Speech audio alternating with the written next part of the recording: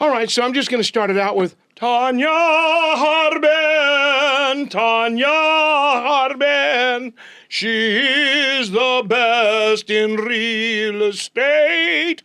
Tonya Harbin. You wanted a song. I decided to go opera on you. That's going to be great.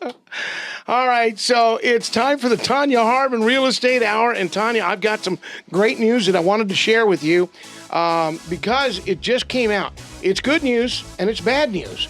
And the bad news is that Abilene, Texas made the list and the list is about the fact that these are some of the worst cities and most expensive cities to live in. And Abilene, Texas made the list.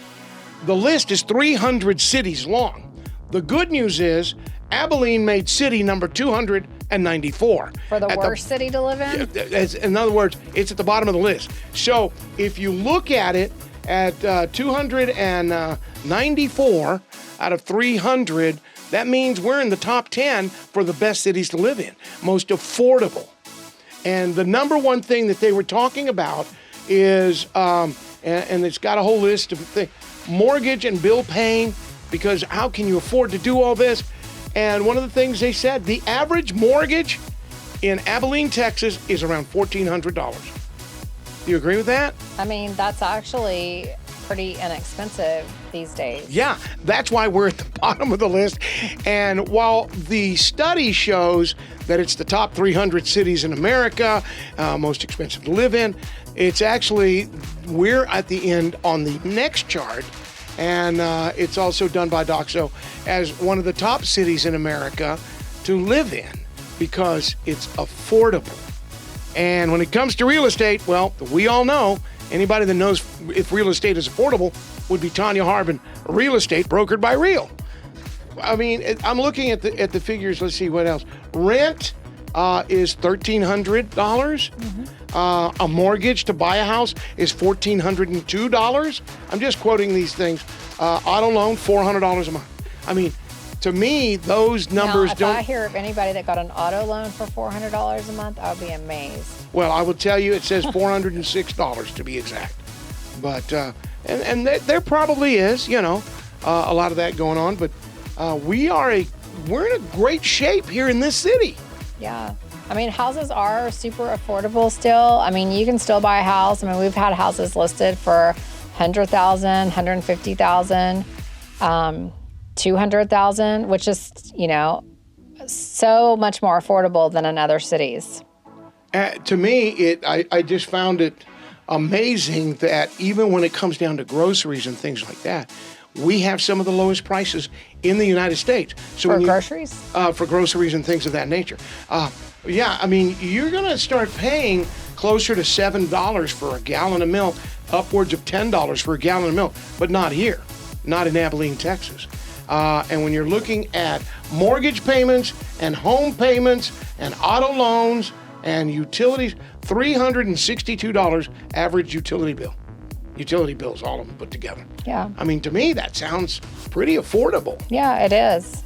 So are the homes that way too? Or are we starting to grow up and be in there like, other cities, the cities you don't want to live in? I was telling somebody the other day that, a couple years ago, I mean, I say a couple, probably like 10, 15 years ago, a $350,000 house was high end, and we did not sell very many of those. And now, I mean, $350,000 is a lot of people that are first-time home buyers are buying, $300,000 to $350,000. But we still have so many other homes that are below $250,000 here that so many metro areas don't have. All right, so I'm going to go political on you on this because you brought it up, so I've got to ask. That same $350,000 home a few years ago that we weren't buying, is that the same home for $350,000 today, or is it just a tad bit smaller? Smaller. All right. Yeah. But still, we're now, in other words, the prices of the homes may have gone up. Yeah, they've gone up. We can afford more. But they're still not up to where they are in so many different places. All right. Still more affordable here in Abilene, Texas. I'm going to close out the Doxo study, which was really pretty interesting. And the reason I say it's interesting, and I'm glad you brought Byron with you, because it also talks about the affordability of repairing your home, the affordability of getting your cars repaired or, fixed or whatever what's needed. Abilene is really pretty affordable. You brought with you Byron Karnes. Yes. He is with Hat Creek Foundation Repair. Most days, yes. All right. And so one of the things that I've learned from hanging out with Byron before y'all get here, we got a chance to talk, and he's been crawling under the foundations of some houses.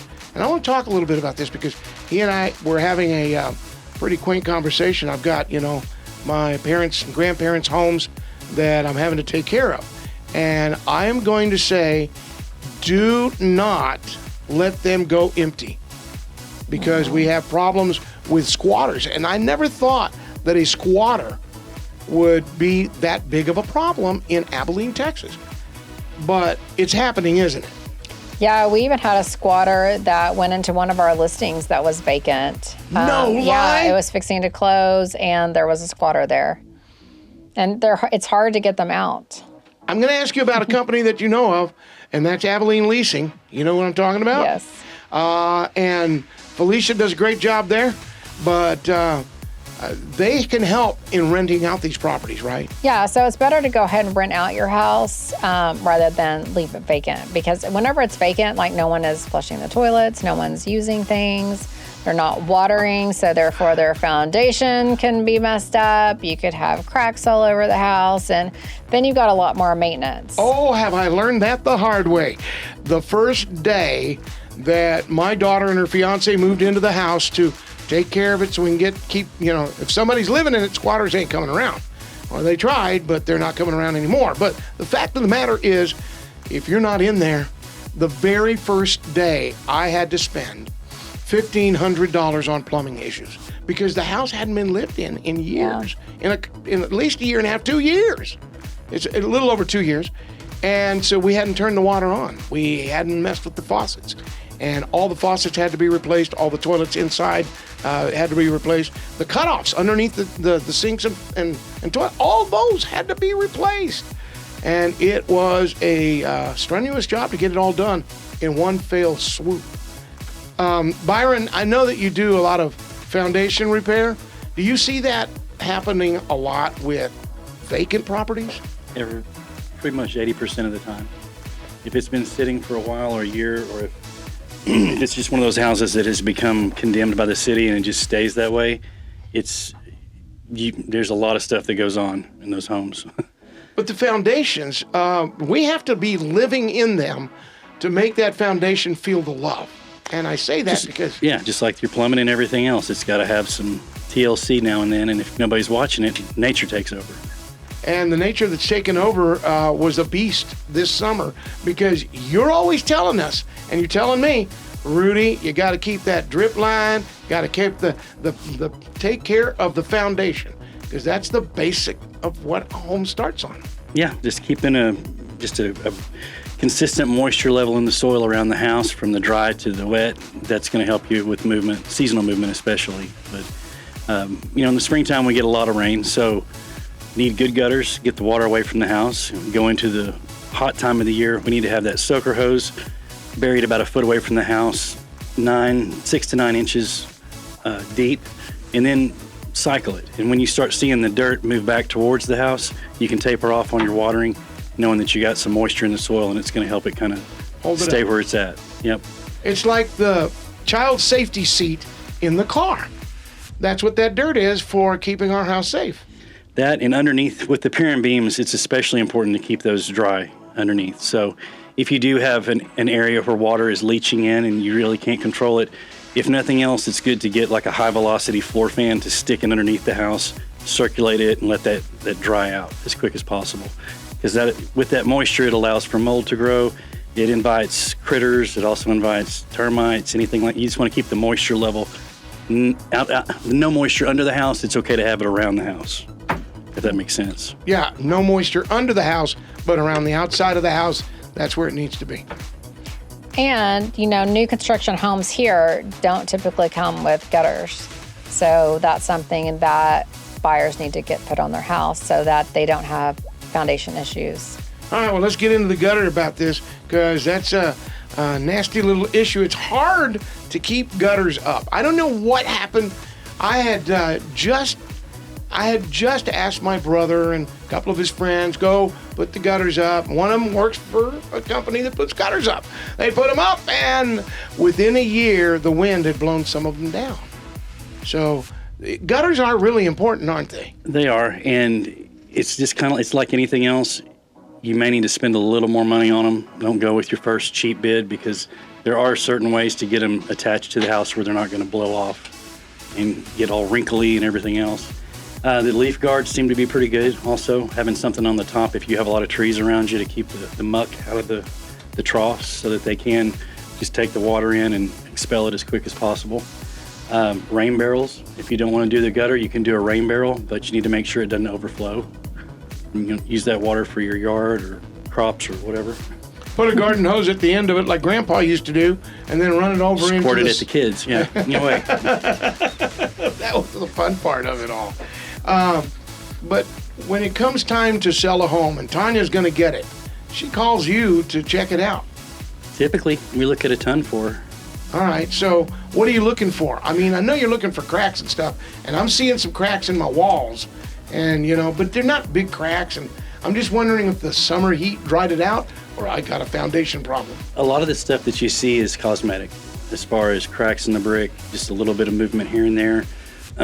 Around a garage door on the outside, the separation there, we look for that to see if it's pulling away. A lot of garages have issues for some reason. It's just because there's typically no drainage on it, and the seasonal up and down movement, it's not a real heavy part of the house, so the brick starts to show the movement more there than in other places. So we're looking at that, and we're looking at windows to make sure that they're not separated. If you see the brick pulling away to one side, that's a sign of movement.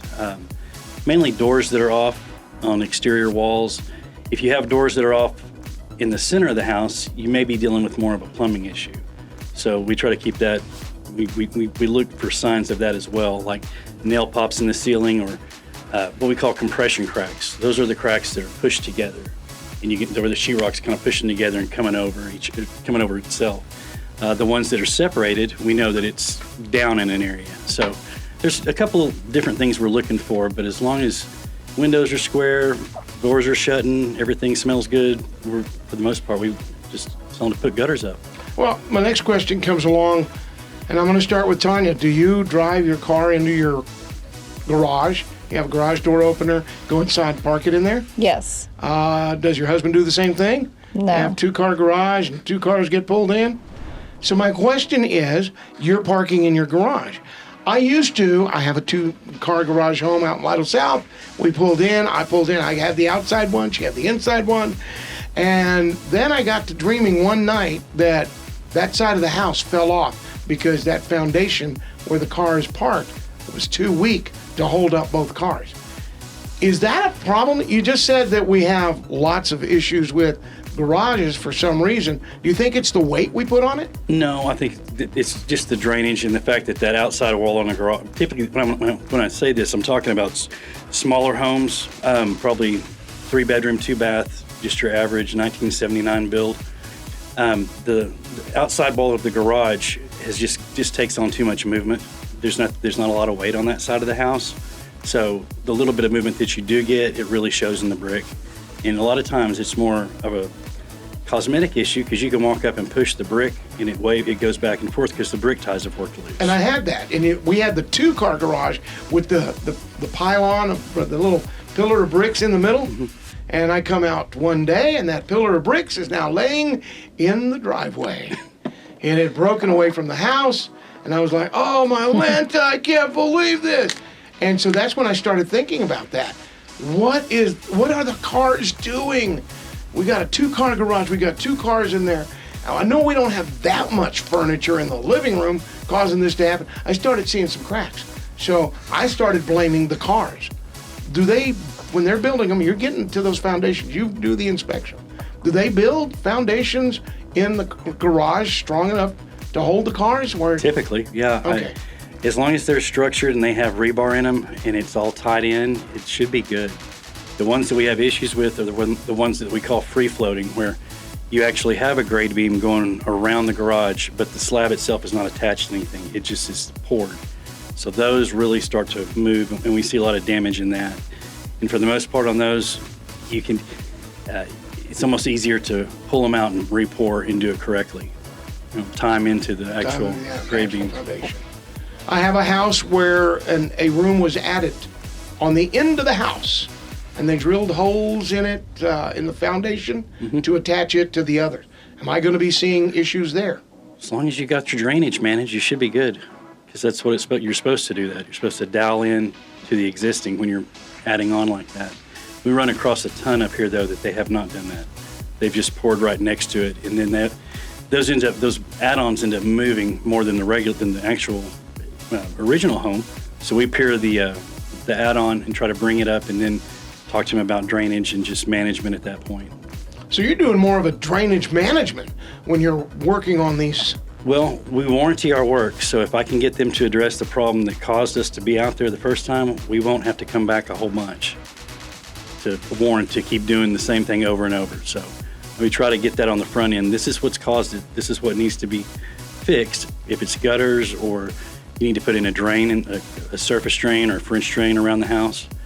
And then once that's accomplished, the house, it's going to have seasonal movement, but it's not going to be outrageous like why I was called out there, because you have cracks, windows are falling over, kids are screaming, everything's going nuts.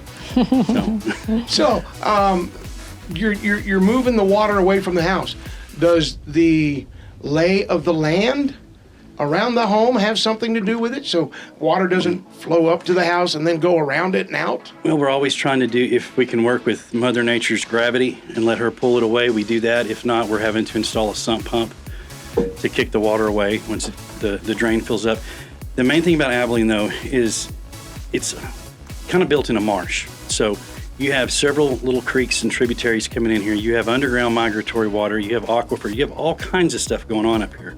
I had a lady today talking to me about how she lives down by the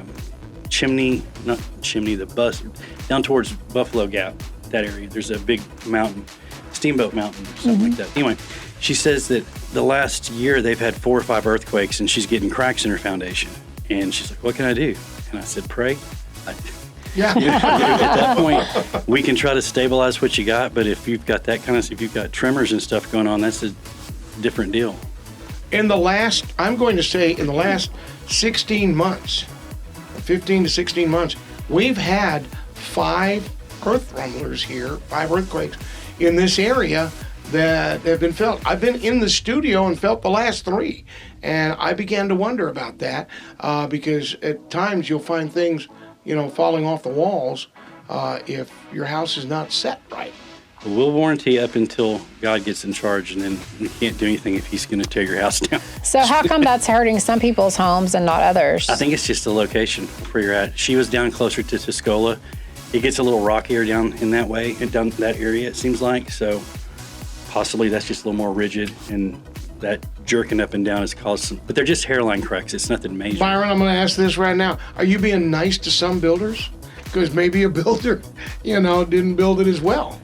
When we get into that deal, where I'm dealing with the builder and there's like a 10 or 210 warranty on it for the house, I'll come and look at it, but I usually send that off to a structural engineer at that point, because they need to get an actual state of Texas stamp on some paperwork saying this is what's causing it, to go that route with the builder who's honoring his side of the warranty.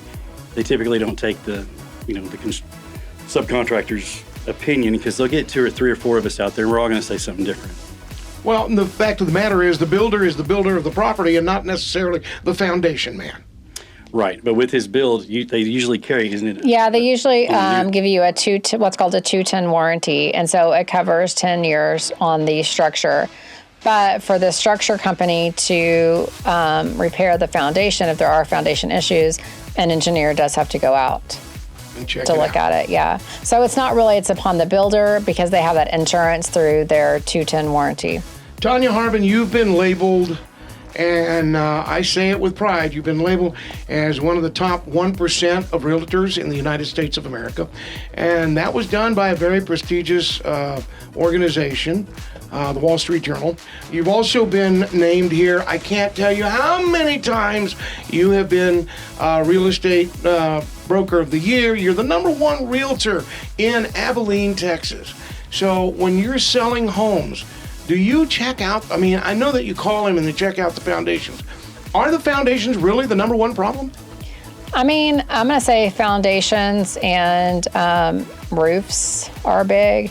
But yes, foundations, and a lot of times I can tell, just from, if it's really bad, you can tell just from walking in the house because you're going up and down. I always try to, whenever I'm looking at a house, try to walk into each room because... You're going barefooted? No, but you can feel, if a house is sloping or not. So, and then, we'll just talk about, we should probably go ahead and address this because all buyers are probably going, or their agent are going to feel this and they're going to ask for it at the end of the day, or the home inspector is going to catch it. So it's just better, I feel like, to go in knowing how much it's going to cost you so that you know and you're prepared for that, rather than being surprised whenever somebody has a home inspection and then you're trying to negotiate things. All right, so the foundation is the, I guess, I hate to say this, the basis of home problems to come. Well, it's not just the foundation. Sometimes, when people have foundation issues, they also have, cracked tiles. Now, some cracked tiles is just because they weren't laid right. And stuff. But, sometimes it is because they, were gone all summer and ended up with foundation issues and cracked tiles throughout their house. So. Yeah, I went all along my living room with the back of a toothbrush, tapping on the tiles. Tapping, and when you hear the hollow ones, you're going, oh, sassafrasa! I got to replace this tile because it's got to have the right amount of mud underneath it, what they call it? Mastic. The mastic, thank you. Yes. I knew that professional. But tile used to be really popular all throughout a house. I mean, now most people use vinyl or, something like that, so you don't have as many cracks. But in the houses that still have all the tile, that is an issue. So it's even cosmetic, just people, coming in to look at the house and, cracked tiles everywhere. Make sure that you have no cracked tiles. People are going to have cracked tiles. It's just, you don't want them to think, oh, there is a foundation issue because I have cracked tiles. So sometimes it's good to get the foundation checked in that instance, even just so that the buyer knows there's not a foundation problem. The tile just wasn't laid right, because you would be amazed. I mean, this happens a lot. The builder just didn't do the tile right, or whoever the tile guy was. They ended up with cracked tiles, but then the new buyers are coming in, and our feedback will constantly be, there's foundation issues because the tile's cracked. And I'm like, no, the foundation's fine. It's the tile layer. It's typically in a high traffic area too. It's either coming in the front door, around the kitchen somewhere, wherever people are constantly mingling and walking. That's where you're going to notice it. The only other times I really see problems with tile is when there's a plumbing issue, because the heave of the soil underneath the slab will push up and you'll see that the tile will pop. So we see that a lot when it's a plumbing issue, which isn't foundation, because you get the plumbing fixed and then it should settle back down. And then we'll see too, I think, in some older homes, probably before people knew, people planted trees too close to the house. And so then you've got the roots going underneath the house, and then that's causing foundation issues. Yeah, they'll find any means of water. If there's ever a leak under the house, they're going to go right into it. They're just like termites. They'll find the water if it's there. So whenever we sell new construction homes, we just say, don't plant trees really close to your house. Don't plant trees. Because, they see it and they're like little bitty trees when they plant them. As they grow, when their roots go under the house. I mean, I've seen that in many, many homes where, maybe the master bedroom has a hump and they're not sure if it's something from a tree or from a plumbing issue, what is it? And so you've listed all these homes all these years. So I got to ask, honestly, do we have a crack house here in Abilene? Just one. I know I'm playing with words, but I mean, have you seen a home where you walked in and went, oh my heavens, best thing to do is just bring a skid loader in here, move it all off and start over. There's some homes that really just can't be fixed, right? I mean, We just saw that on Buffalo Gap Road to the Business. yeah, some of the older homes, I mean, no matter what you do, they're so curvy. I mean, you can have foundation fixed, but it's not going to be 100% fixed. It's never going to be flat. So before we run out of time, I got to ask, do you work for just Tonya Harbin, or can anybody call you? I'm wide open to whoever. I'll come look at anything. Can I give them your phone number? Please. 817-889-2815. That's 817-889-2815. Hat Creek Foundation Repairs.com. And I'm telling you, he'll go in there. If you got a crack problem, he gonna fix it. The legal way. And he will make sure that your house is safe. And to live There's in. lots of foundation issues to keep them busy in Abilene. Speaking of foundations, you're going to be showing some off this weekend? Well, yes, we are. We have lots of open houses, and they are all on our Facebook page. Are you ready for Halloween to be done and ready for Christmas? Yes, I love Christmas. Well, we're turning the entire city pink, and we think of you when we say that. But as I will give a big plug for the Hope Foundation and folks, they're thinking Tonya Harbin pink also, because pink in October is for breast cancer awareness. Mm-hmm. And I don't think that a child should ever have to grow up without their mama. And breast cancer is 100% curable. Yes. I did not know that. I just learned that this year. So, all right, Tonya Harbin. So you're going to be out. We want to find out about what homes, open houses you have. We can do it on Facebook Yes. at Tonya Harbin Team. That's Facebook.com/Tonya Harbin Team. All right, Tonya, thank you. Thank you, Rudy. Byron Karnes, thank you very much. Yeah, I'll see you over at appreciate the it. house, and I want you to come see if I got any crack issues. Okay. All right. If you got crackers in your foundation, you need help. You need Byron Karnes. Once again, Hat Creek Foundation Repairs.com. That's it. All right, take that. TonyaHarbin.com. And if you want to find out what your home is worth, you hit the big pink button and turn it into green, right? That's right. She does that for you absolutely free. Tonya Harbin, real estate brokered by Real. #1 and the only real estate agent that I, Rudy Fielders Fernandez, will ever use. Tonya Harbin Real Estate. Thank you, Tonya. Thank you, Byron. This is KYYW, Abilene, Texas. Oh, yeah. Start packing. You're going to be moving soon.